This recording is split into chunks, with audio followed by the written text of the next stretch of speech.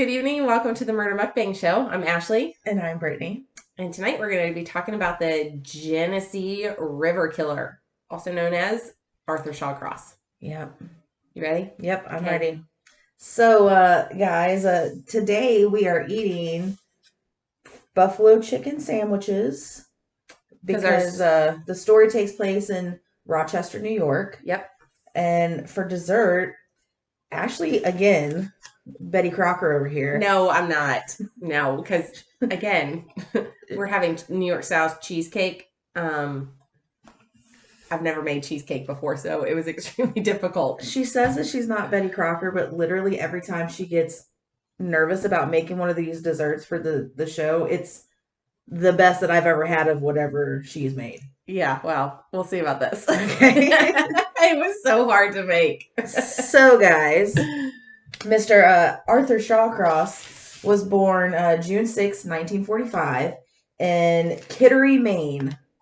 Kittery. Mm-hmm. That's a cool name for a city. Kittery. It looks like a cool place. Yeah, really? Mm-hmm. I didn't do any research on that. It's like Maine is town. Like, yeah, Maine. Well, I love Maine anyway. Yeah. Maine is like one of the places that I definitely want to go and visit. Yeah. And Kittery was one of the places that I wanted to go before I even researched this. Well, it births some fucking psychopaths, so you're sure you still want to go there? I mean, yes. Yeah, absolutely. Now more so. Right? So when he was a child, his family moved from Kittery to Watertown, New York. And this is when Arthur started having some behavioral problems and just all of his issues started once he moved to this other town with his family. So he was tested when he was a child. His IQ was 86. I did a little bit further research on that, and it was 86 when he was in like 5th or 6th grade is when they tested him. But then they tested him again when he was 16 or 17, and it was 95. So not much more, but it wasn't always 86. I don't think that the IQ test like now, like I don't think they hold much merit because I think they're kind of, I don't know, like I've heard that they're not really reliable anymore. Have you taken an IQ test? I have. What was your IQ? 110. 110? Yeah. Mine was 127. Shut the fuck up. Yeah. No way. Yeah. Damn, now I feel stupid. Shut up. I was so fucking proud about 110. And now you're 127. Man. That was like 10 years ago, though. A lot of my brain cells might be gone. So anyway, Mr. Arthur had that really low IQ. So I think when it comes to serial killers, it goes one of two ways. Either they have a really low IQ, or they're like borderline geniuses. I agree. So Arthur was on that slow end of the spectrum. He claimed that he was a bedwetter when he was a child. Also, another sign of a serial killer. Psychopath. Yeah.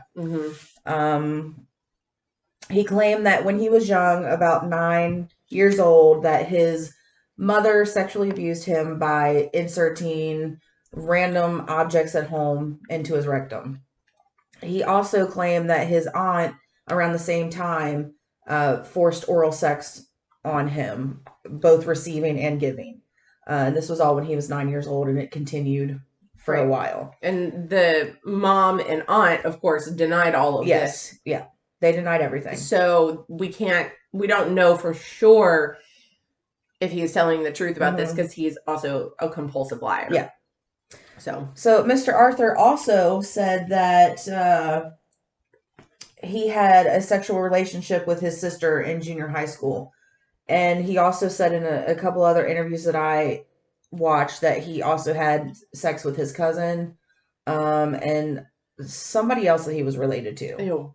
Yeah. Why do they always seem to have some kind of incestual, like all of the killers have some form of incestual relationship? This is what leads me to believe that he's telling the truth about what happened to him when he was a child, because when that happens when you're young, you kind of just, I guess most of them feel like it's normal. Like take, for instance, our last case, He thought that that was completely normal Yeah. to do. Yeah. Yeah. So he was gross. He was into incest and Hmm. whatever. So uh, he had a reputation of being a bully and dropped out of high school in 1960. In 1967, he was drafted into the Army, where he served one tour in Vietnam. He bragged about what he said that he did. He claimed a lot of things Yeah. to have done in Vietnam. He bragged about it a lot. He thought it was made him a cool guy. So he talked about beheading Mama Sans, and what did you say that was? It's like in East Asia or Japan, it is a woman um of authority, like in a geisha, like a geisha house or something. Mm-hmm. Um, so I would assume that if this was Vietnam, it's an Asian country, then it would be kind of the same. So like a woman of power. Yeah, woman of Mm-hmm. power. Hmm. So he said that he would kill them and behead them and nail their heads to trees as a warning to the rest of the Viet Cong.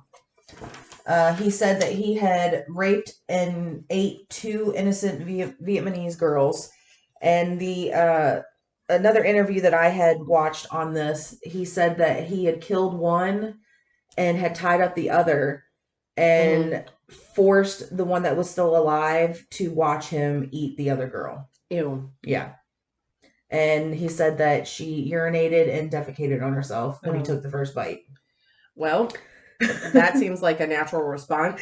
Yeah. But of course, all of this is not true. Yeah, there's no evidence of any of this at all. So again, I don't think this actually happened because I feel like Arthur, he was a pathological liar. I think he just lied about a lot of shit. Well, then not to even mention that he was just like a supply clerk. Yeah, And he never even saw combat. Never Like, even even saw though he was combat. stationed in Vietnam, he never saw combat. And so therefore he had like the Interviews didn't do were this. interviews were done on for like with his commanding officer years later, and the guy remembered him like immediately and said that no, none of this shit ever fucking happened. That he pretty much was just Mm-hmm. I don't know what a supply clerk would do. Like, do they just keep track of inventory or Mm-hmm. They hand out the necessary supplies to the soldiers. so they pass out food and toilet paper? Not just that, but yes. Yes. Okay, so that's what he did. He didn't kill anybody. Let's see. After his tour in Vietnam, Arthur was stationed at Fort Sill, Oklahoma, where he married his second wife. So he was already on his second fucking marriage because, he was a sicko. Like, And like his first marriage was not a good marriage either. mhm, Obviously. But they had a kid together, mhm. and he left. Yeah. He left the son and like basically had no contact When with him. when he came back from Vietnam, he didn't even remember that he was married, and his mother was like, "You've been home for 3 days. Shouldn't you go see your wife?" And he's like, "Oh yeah, Oh yeah, I what? do have a wife." Anyways, So so he was on to his second marriage, and she had saw signs that his mental state was not the best, and she said that he was a pyro, which again, being a pyro is something that a lot of other psychopaths have in common. hmm yeah.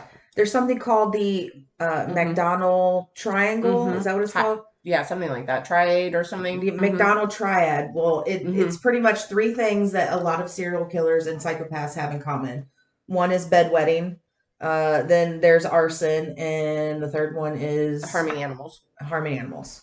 And he had all three of those. Now, Arthur also had like 6 fucking head injuries throughout his childhood and his young adult life. Which is another thing that leads to somebody being a psychopath. Yeah. We've talked about this before in a lot of our other cases that these killers have had some sort of traumatic brain injury when they were younger. So he had like 6 of them. I don't think so. After he was just discharged from the army, he and his wife moved back to New York shortly after she divorced him because he's a fucking weirdo. He began committing crimes such as arson and burglary. He was arrested for his crimes and sentenced to 5 years in prison. He was released after only serving 22 months, and that was in October of 1971. Partially, he was released early because he saved a prison guard in a riot. So, well, good for him. Good, such a good man. Good for him. Let's see. He moved back to Watertown, New York, and married again for the third time. He's now on his third marriage. Mm-hmm. He got a job with the Watertown Public Works Department, and that's where we are. That's where we are. I would say probably after the first and second marriage didn't work out, maybe you should not get married after the fourth time. Maybe there's something wrong with you. So I'm going to talk about this first series of murders that he committed. The victims' names are Jack Owen Blake, not to be confused with Jake Blake, which is in the news today, and Karen Ann Hill. So we'll start with Jack first. On May 7th, 1972, Arthur lured a 10-year-old boy named Jack Owen Blake into the woods where he raped and murdered him. And Jack actually was the son of Arthur's neighbor. So they had some sort of, not relationship, but they were acquaintances with one another. So it said that Arthur suffocated Jack, and then after he died, that is when he sexually assaulted his body. And the only reason why Jack's body was found was because somebody had called in like a tip to the police. And so he actually, his body wasn't found for about 5 months. And then when they finally found him, the medical examiner said that his genitals had been bitten off, which is disgusting. Yeah. Bitten off. Not bitten off. Bitten, but bitten off. Yeah. And that has to take a lot of force. Yeah. Yes. Yeah. Yeah. And anger. Yeah. So maybe it has something to do with his aunt, him performing oral sex on his aunt or something. That's what I think. Yeah. Okay. So then in September 2nd, 1972, he actually kidnapped and raped and killed 8-year-old Karen Ann Hill. She was visiting Watertown with her mother for Labor Day weekend. He was able to get her away from her mom. But neighbors actually said that they saw, witnesses said that they saw Arthur with Karen like the day before or a couple of days before her murder. So again, he was an acquaintance with her. But he was arrested like 2 days after, he was arrested the following day after Karen's body had been found. And then him and his defense attorney decided to do a plea bargain, and he pled guilty so he could get a lesser charge. And so he was actually charged with first-degree manslaughter, and he was sentenced to 25 years in prison. But after only spending 14 years in prison, some inexperienced security guards or prison staff, I shouldn't say security guards, prison staff said, and social workers said that Arthur was no longer a danger to society. And so let's let him loose. And this was even after psychiatrists who had been talking with Arthur said, no, he's a paranoid or he's a schizoid psychopath. Don't let him out. They still let him out anyways. He raped and murdered 2 children. Yeah. He should have never been allowed out. No, he should not have. And yeah, you're exactly right. And 25 years, obviously, is, in my opinion, not long enough for him to be in prison for murdering those 2 children. No. But guess what? They let him out on parole in April of 1987. And then, so he went, since he was on parole, he obviously has to check in with a parole officer. He has to have established like permanent residency.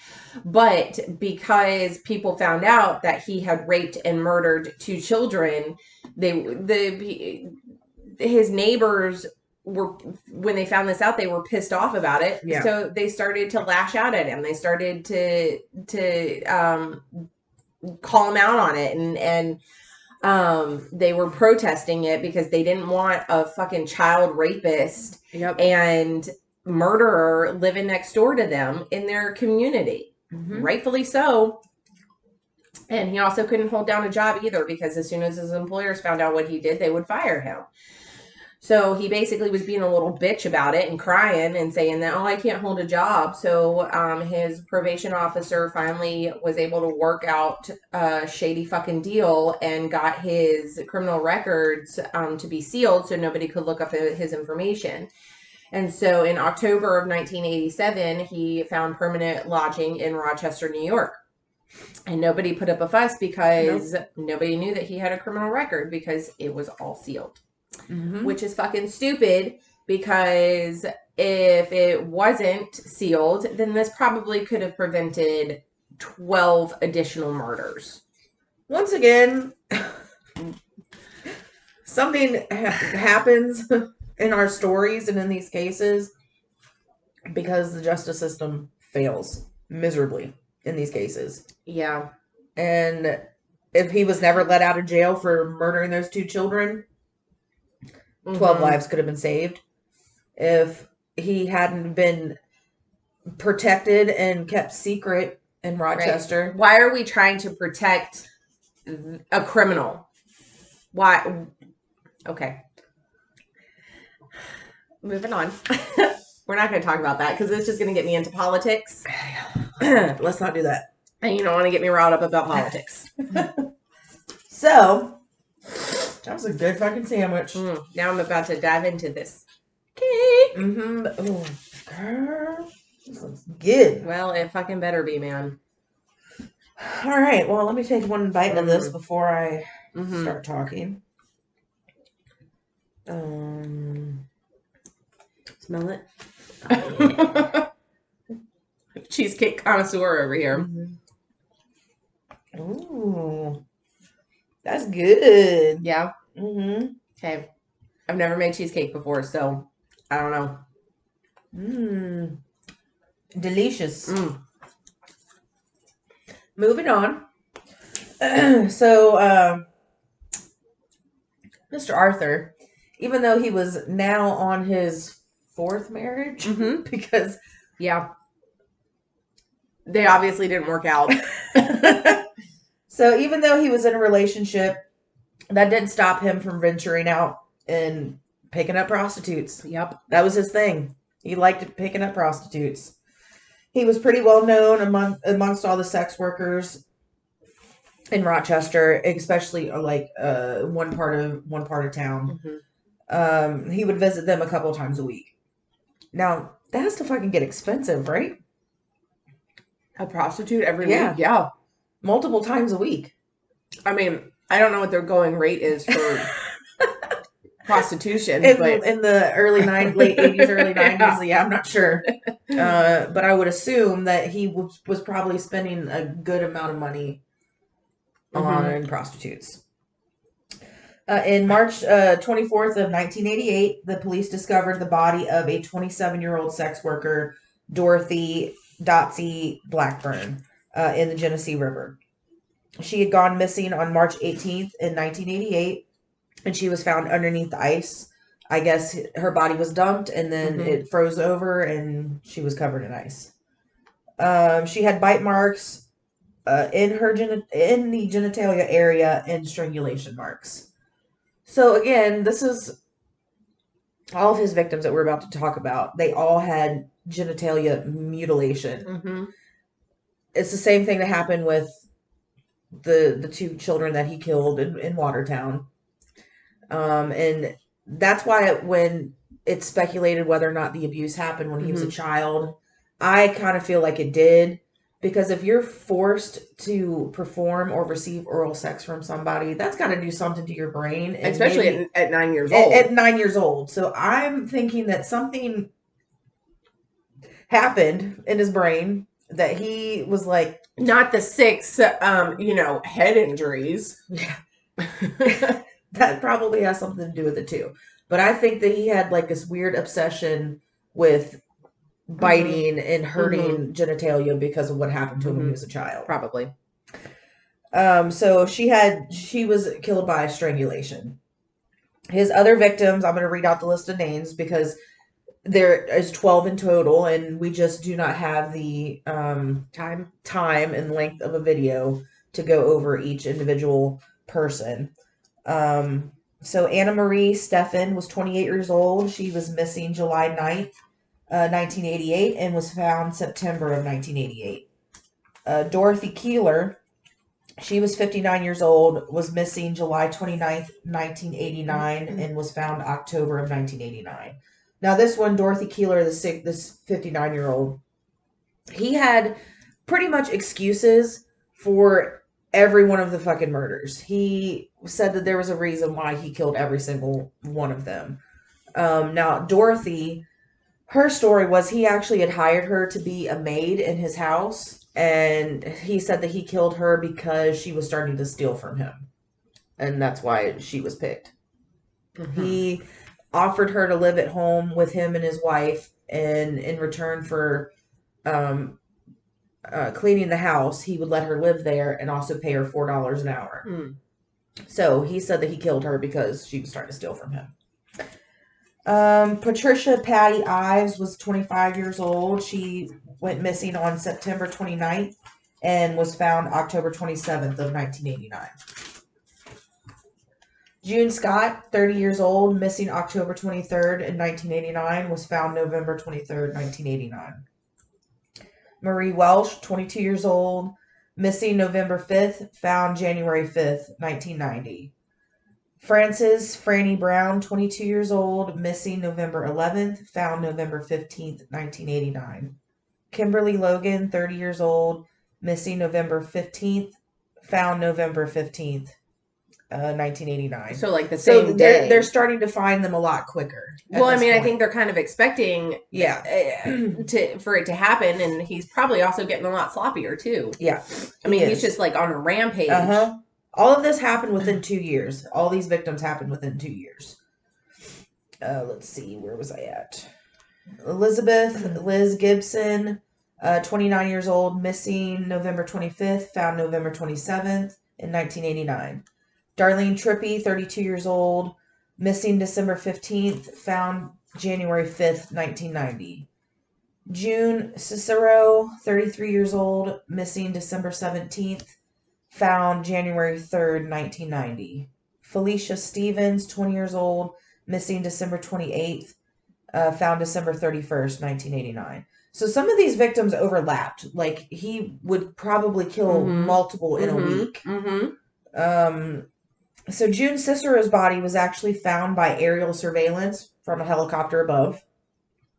And Arthur was arrested on January 5th because he was seen standing on the fucking bridge looking at the body in the water.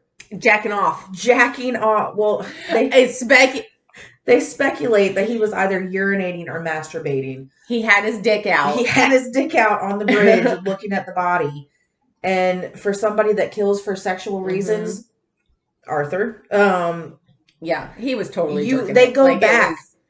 These killers go back to these crime scenes. They want to relive the moment that they killed somebody because they get sexual gratification from it. So that tells me that he was out there masturbating. He was out there choking his chicken on the bridge, watching the fucking body. Ugh. And then he was spotted. Yeah, so they tracked him down in his van, which was his girlfriend's van. And this motherfucker... Okay, I gotta pause here, because this is his fourth marriage. Yeah. And he had a mistress. And obviously, we've both seen pictures of this man. Yeah. I don't know. He had some issues, definitely, because not only was he married, had a mistress, but he was also seeking sex workers. Yeah. I mean, but to kill them. So... And so when they pulled him over, when they pulled him over, um, and basically were questioning him, he said he was very open and very forward with, oh hey, yeah, I've been to prison for manslaughter. Yeah. And that really hit home for the police, because the FBI profiler who was like involved with this case had said the person you're looking for is going to be like a white male, going to be in his late 20s or early 30s, and he's going to be have a history of violence, or Yep. have been in prison before. Yep. And so when they encounter Arthur, they were like, hey, this is our guy here, And I'm not sure which one of these victims it was, but one of them was found with dirt and leaves shoved in its mouth. Mm-hmm. And that is the same thing that he did to that girl that he killed in Watertown, the little girl. Yeah, which is just creepy. Like, why would you do that? Yeah. So I'm assuming they were screaming. Oh, maybe. And he just shoved whatever was around them in the mouth. But if the police, were doing their kind of job, or anybody in law enforcement doing their job involved in this case, they would have been like, oh, so we're looking for this serial killer. We don't know who he is. But I feel like that's something that they could have traced back to those other murders, and then they would have known. But maybe it didn't happen. Maybe they didn't. I mean, you're in a completely different jurisdiction at this point. And so they're not communicating. I mean, you can't expect the police to be like, hey, let's check out this town and see if there were any murders. That's true. You know what I mean? Like, if the murders of Karen, if the murder of Karen happened in Rochester, then yes, I would say that they needed to do a little bit better police work and do a little bit more digging. But because it was in a completely different jurisdiction, I don't think that is possible. Yeah. We have a lot of high expectations for police. But anyways, so Arthur pled not guilty by reason of insanity, because he had 6 head injuries when he was younger. And so his lawyer said that he had brain damage. He had multiple personality disorder. He also suffered from PTSD, which I don't know if they're talking about PTSD from his combat tour, but he never actually saw combat. So PTSD from passing out toilet paper, y'all. I mean, I get it. PTSD can kind of happen at any time, but I'm calling bullshit on that. And because he was also sexually abused as a child. So so maybe that's what caused his PTSD. Could be. They also said that he had a cyst on his brain, and he also suffered from a rare genetic disorder. So you mean to tell me that they are able to now link murderers being genetically, I mean, I get it. Like, there's traits that you inherit from your parents. I understand that, but an actual genetic disorder that causes you to kill. Yeah, I don't think so. But they did find that he had that extra Y chromosome. Oh, that we talked about with Richard Speck. With Richard Speck. Richard Speck didn't have this, but Arthur actually did have that. Oh, I didn't get that. Oh, okay. So maybe there is something to that. But you don't know. You never know. So the FBI criminal profiler that I had mentioned earlier, he said bullshit. And the jury found him guilty, and he was sentenced to 250 years in prison. So 25 years in prison for each count of murder, because there was only one murder that he actually wasn't charged with. So, and then lucky us, on November 10th, 2008, Arthur complained about having like a pain in his leg, and he was taken to a hospital, and there he went into cardiac arrest, and he died at 9:50 p.m. So a lot of serial killers I've noticed have died from heart attacks too. This is like the third one that we've done that had a heart attack and died. That died in prison from a heart attack. Yeah, well, I mean, maybe they're just in prison for so long that It's all them fucking carbohydrates. Yeah, probably. That's probably what it is. So he is no longer with us, but there is a picture, and I'll see if I can put it up there, that his daughter, it's a picture of him that he's in prison. Yeah. And it's him and his daughter and then his granddaughter, and they're just like all chill and like totally like, hey. I watched an interview with his daughter, and she, although knows everything, she knows all about this case. She said that she wanted to make sure that she had a relationship with her dad and wanted to make sure that her children had a relationship with their granddad. That's super creepy. That is super creepy. I know if one of my parents ever killed anybody, I would be like, no, I don't want my children around you. Yeah, I wouldn't have any part to do with that at all. But I don't know, maybe. Especially since the daughter in this picture that you're talking about is like the same age as those children that he murdered. No, that's not the picture I'm talking about. Oh. No, the one I'm talking about it's his daughter and his granddaughter.